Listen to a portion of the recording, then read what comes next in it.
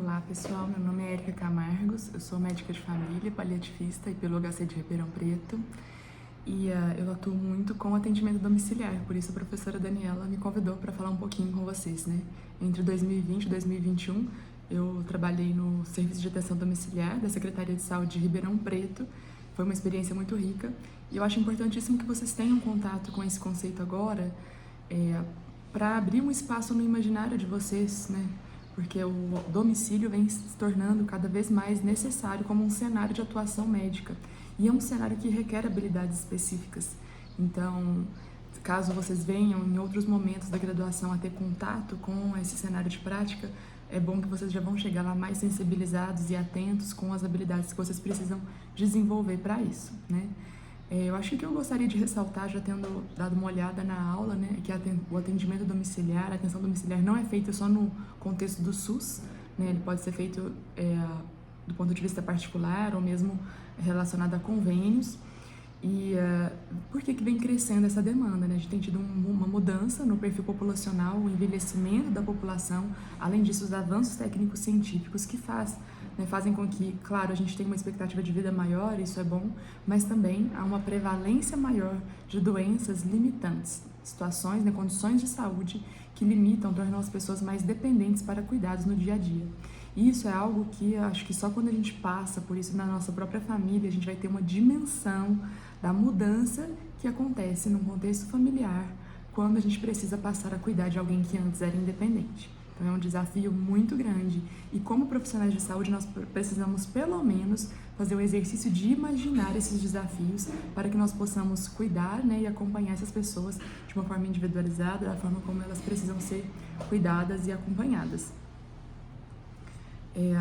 Da parte assim de legislação, vocês já viram aí, né, a classificação dos pacientes, né, em AD1, AD2, AD3.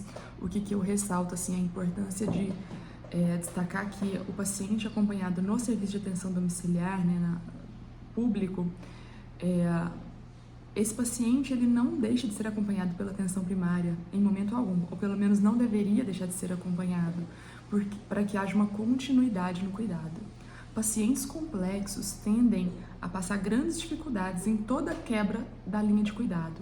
Quando o paciente precisa ser transferido de casa para o hospital, quando o paciente vai ser transferido do hospital para casa, quando ele vai sair de casa para ir numa consulta ambulatorial.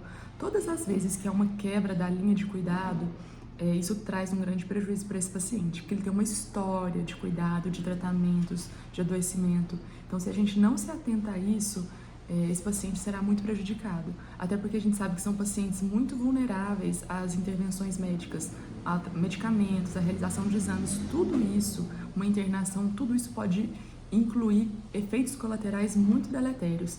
Então a gente precisa prezar muito pela continuidade no cuidado. Então por isso a atenção primária deve acompanhar de forma longitudinal, até porque tem toda uma família aí junto, né? E também porque a atenção domiciliar, nos casos AD3, que vocês viram que são pacientes mais complexos, por exemplo, os pacientes dependentes de ventilação mecânica em casa, são pacientes que dificilmente terão alta do serviço de atenção domiciliar. Mas os pacientes caracterizados como AD2, uma vez sanado aquele problema que levou ele a ficar mais dependente ou precisar de mais ajuda, ele retornará aos cuidados da atenção primária, né? Ou quer dizer, seguirá em acompanhamento com a atenção primária. Então, por exemplo, um paciente que foi internado para tratar uma pielonefrite, o paciente está estável, saiu de um momento de risco, os exames estão em melhora, ele pode ir para casa. No entanto, ele ainda não terminou o antibiótico parenteral que ele vem fazendo uso. Vamos supor que seja uma ceftriaxona, usando uma vez ao dia. Então é um paciente que a atenção domiciliar consegue dar esse suporte em casa para que ele não precise ficar esse tempo maior ocupando um leito de hospital, sendo oneroso tanto para ele mesmo, porque uma internação hospitalar para a pessoa é difícil, envolve risco de contrair infecções por germes mais resistentes, né? Tem todos os outros riscos relacionados à internação. Para um idoso tem o risco de delírio, né? Enfim. E também deixa de ser oneroso para o próprio sistema, né, que não está segurando o leito de um paciente que poderia ser acompanhado em casa. Né, outros casos, né, do nível, né, de AD2, né, na atenção secundária ou AD2. o paciente que desenvolve uma lesão por pressão. Então, era um paciente que vinha estável, teve um AVC, é acamado, no entanto, vinha estável, e ele desenvolve uma lesão por pressão, que é outro tópico que vocês precisam se aprofundar e conhecer. Esse tópico não concerne só a enfermagem, é uma terapia de prescrição médica também, então conheçam, aprendam, né? Em outro momento a gente poderia falar um pouco mais sobre isso.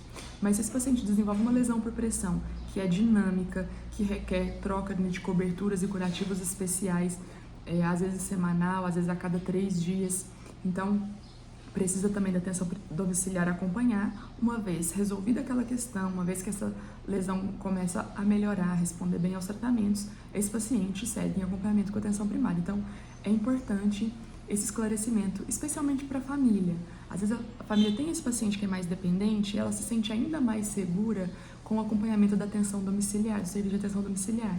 Mas esclarecer para essa família o objetivo desse acompanhamento desde um primeiro momento é muito importante para não gerar depois a frustração da interrupção daquele cuidado. E sim, gerar ali uma compreensão de que há uma transição desse cuidado. Mais algumas coisas. Então, outras questões que a gente pode realizar, né, no domicílio, né? Então, o acompanhamento dessas condições que tendem a ser limitantes, progressivas, avaliação da funcionalidade. Então, classificar o paciente com base no que ele consegue fazer no dia a dia ou no que ele não consegue fazer é importante, porque isso tem uma aplicação prognóstica. Então, se vocês forem escolherem fazer cardiologia e forem avaliar um paciente com insuficiência cardíaca, vocês vão ver que quando a gente classifica ele do ponto de vista de função, de que nível de atividades ele consegue fazer, isso tem um efeito prognóstico, isso tem uma informação prognóstica. Quando a gente fala de DPOC também, quando a gente fala do paciente com demências também, então o nível de dependência dessa pessoa para as atividades do dia a dia reflete o prognóstico. E isso ajuda a gente a tomar decisões terapêuticas, definição de cenário de cuidados, onde esse paciente vai ser melhor cuidado agora ou em algum outro momento, né? O SAD também faz esse segmento pós-alta. Então, o que acontece? Principalmente os pacientes que têm doenças limitantes, eu digo que quando eles são internados, é como se eles envelhecessem anos em dias. Então, é esperado que eles vão para casa com um nível de maior dependência, precisando de mais cuidados, e às vezes coisas muito específicas que a família não conhece, que é uma grande novidade. Então, principalmente se não houve um preparo hospitalar, né, no que a gente chama de uma alta qualificada, o serviço de atenção domiciliar vai ter um papel importantíssimo para ajudar a família a entender essas novas demandas do paciente e prevenir reinternações precoces. Há também a realização de procedimentos. Muitas vezes a gente precisa debridar lesões no domicílio, né, puncionar acesso para fazer alguma medicação, puncionar hipodermóclise, também administrar soro fisiológico quando o paciente precisa de uma hidratação, repor uma vitamina, a gente consegue fazer em casa, passagem e troca de sonda nasogástrica, de sonda vesical de demora, troca de sonda de gastrostomia. Então, há muitos procedimentos que podem ser feitos.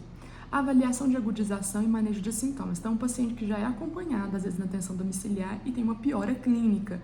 Então, nós precisamos avaliá-lo para ver se nós conseguimos e temos arcabouço para fazer esse tratamento em domicílio ou se é necessário um encaminhamento a um pronto atendimento, por exemplo. E manejo dos sintomas. Então, se é um paciente, por exemplo, em cuidados paliativos, que esteja em qualquer momento de evolução da doença, numa fase mais terminal, né?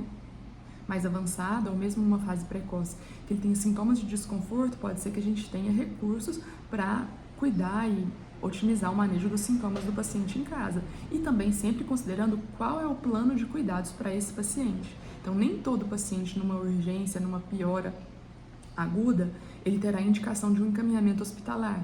Às vezes, a depender do plano de cuidados, nós priorizaremos um cuidado domiciliar se tivermos condições de manejar bem os sintomas, controlar bem os sintomas e os desconfortos do paciente no domicílio. Então, cada caso é um caso, né? O papel do SAD também envolve a abordagem familiar e comunicação com o paciente, com a família, esclarecer as dúvidas, entender as dificuldades que eles têm tido, né? Fazer esse planejamento de cuidados. Então, numa eventual piora, como que nós vamos conduzir, como nós vamos proceder, ajudar na gestão do cuidado. Então, há pacientes com doenças complexas, uma insuficiência cardíaca avançada, por exemplo, que às vezes acompanha com vários especialistas. Então, a família pode ficar confusa, são muitas prescrições, muitas orientações. Então, o nosso objetivo ali é ajudar a organizar e otimizar esse cuidado. Decisões clínicas complexas, né, nós sempre precisamos fazer. e o manejo perióbito em luto. Então, alguns desses pacientes, por terem condições progressivas e limitantes, poderão evoluir a óbito no próprio domicílio. E aí, conhecendo esses casos, nós poderemos dar as orientações adequadas, né? Quem que a gente vai chamar, quem que vai preencher a declaração de óbito, né? Como acolher essa paciente no luto, né? No SAD tinha esse espaço, então o paciente falecia, a gente tinha uma visita pós-óbito para acolher a família, entender como que eles estão levando tudo isso. Aí já foi citada a questão das EMADs e das EMAPs, né? Uma pontuação que eu faço é que a EMAD, ela tem esse aspecto territorial, então ela vai atender a população daquela região, mas às vezes uma EMAD pode ser formada para atender uma demanda específica do momento. Então, por exemplo, durante a pandemia de Covid, foi formada uma EMAD de deshospitalização. Eu era parte dessa equipe. Então, nós circulávamos nos pronto-atendimentos, nas enfermarias dos hospitais terciários, nos CTIs, e nós avaliávamos os pacientes que poderiam ter uma indicação de transferência ou para um cenário de menor complexidade, num hospital de nível secundário, por exemplo, no caso de Ribeirão, na época era o Francisco de Assis, ou o Hospital Estadual, ou mesmo um paciente que poderia ser transferido para casa para receber os cuidados ali em acompanhamento com o SAD. Então, nós avaliávamos o paciente nessa fase pós-aguda, geralmente o paciente que tinha muitas demandas novas de cuidado para ele e para a família, para entender. E a gente tinha que avaliar o histórico do paciente, os antibióticos que ele vinha usando, as culturas, o tempo, né, de aferição, né, do SUAB, do Covid. Então, tudo isso a gente tinha que avaliar. Estava no período de transmissão ou não, está no período de isolamento ou não. E isso também envolvia uma abordagem familiar bem intensa para explicar a questão do trânsito do paciente, buscando tanto otimizar a rotatividade dos leitos para que novos pacientes que estavam precisando pudessem chegar ao hospital, quanto tirar daquele cenário de maior complexidade um paciente que ali não estava ali exposto a maior risco e poderia ser cuidado em outro contexto, né, de menor complexidade. Depois, passada essa pandemia, essa EMAD foi transformada numa EMAD de cuidados paliativos, porque nós tínhamos essa grande demanda e esse olhar mais especializado e direcionado para o perfil de pacientes nos ajudava a cuidar melhor dessas famílias. Tinha também a EMAD pediátrica, porque quando a gente fala em atenção domiciliar, não temos só pacientes adultos, idosos, não. Nós temos pacientes mais jovens, por exemplo, que foram vítimas de acidentes e evoluíram com essa questão da dependência, crianças por questões, né, congênitas, né, por questões de repente a criança tem uma paralisia cerebral, ou então mesmo teve uma história de trauma, um afogamento, e aí evoluiu com uma maior dependência e precisa desses cuidados domiciliares. No SAD também tem a questão da oxigenoterapia domiciliar, então ali junto ao SAD está uma equipe com uma pneumologista, com fisioterapeutas, que avaliam a disponibilidade o oferecimento, né, de oxigenoterapia para pacientes que precisam. Então, durante a pandemia do Covid isso ficou muito evidente, mas também para pacientes, por exemplo, com DPOC avançado, uma insuficiência cardíaca avançada, que tem indicações clínicas claras aí de necessidade de oxigênio. Então, é prescrito esse oxigênio, é enviado um relatório, né, ao SAD, que vai lá, avalia a família, avalia o paciente, o domicílio, para que possa levar o equipamento e reavaliar para ver se ainda permanece essa necessidade ou não. Tem também dentro do SAD aí o ambulatório de feridas complexas, então nem todos os pacientes com feridas complexas estão acamados e precisam ser cuidados em domicílio. Então tem pacientes, por exemplo, com úlceras venosas, úlceras de causa arterial, pé diabético, que também eram acompanhados ali no SAD junto a um cirurgião vascular, uma enfermeira estomaterapeuta. O SAD também faz um trabalho muito grande de telemonitoramento, então não tem perna para conseguir visitar todos os pacientes sempre, mas o telemonitoramento dá uma segurança, né, tanto para a família quanto para a equipe, de que aquele paciente está sendo avaliado. Então, se no telemonitoramento surge alguma informação que acende um alerta, então a equipe se desloca até o domicílio para avaliar o paciente. Sempre tem também uma equipe de intercorrências, porque as equipes elas têm um agendamento para avaliar os pacientes, né, determinados daquele dia, mas como é um perfil de pacientes que intercorre com muita frequência, então nós temos uma equipe que naquele dia está direcionada a atender as intercorrências que chegam, né, aos casos agudos. A visita domiciliar, eu digo que ela começa muito antes da gente se deslocar até a casa do paciente, então a gente precisa, sempre que possível, coletar o máximo de informações possíveis, né? Vocês viram aí que a solicitação de avaliação pelo SAD, ela pode chegar pelo hospital, ela pode chegar pela atenção primária e também pode chegar de forma voluntária pela família. Então, quando chega pelo hospital, pela atenção primária, geralmente já tem um relatório. E se é um paciente acompanhado já pelo SAD, nós podemos sempre também fazer uma revisão de caso para chegar lá na casa já entendendo aquele contexto um pouco, né? Isso ajuda bastante. Nós precisamos ser educados, a gente não pode só chegar porque deu tantos dias agora a gente precisa visitar, a gente tem que ligar antes, checar sobre a possibilidade de visita, entender se já tem alguma demanda específica que a gente precise, por exemplo, levar um material, né, específico. E quando a gente chega na casa, a gente tem que ter uma postura de muito respeito, né? A gente está na casa de outra pessoa, a gente tem que saber que aquele ali é o solo sagrado para aquela família. A gente tem que conectar nosso olhar com aquelas circunstâncias, se atentar ao ambiente, às sensações, aos símbolos que estão expressos ali, nos apresentar, explicar o objetivo da nossa ida, né? Nos acomodarmos. E aí avaliar, né, de onde veio a solicitação para aquela avaliação, quem que é esse paciente, como que é esse domicílio, qual que é a história pregressa da doença do paciente, os medicamentos que ele usa, onde ele faz o acompanhamento, o que ele tem de comorbidades e de antecedentes relevantes, qual que é a funcionalidade, né, e o prognóstico dessa condição que o paciente apresenta, né, qual que é a consciência que o paciente, a família tem daquele prognóstico, daquele diagnóstico. Eu tô checando aqui algumas anotações só para eu não me esquecer de nada que seja mais relevante.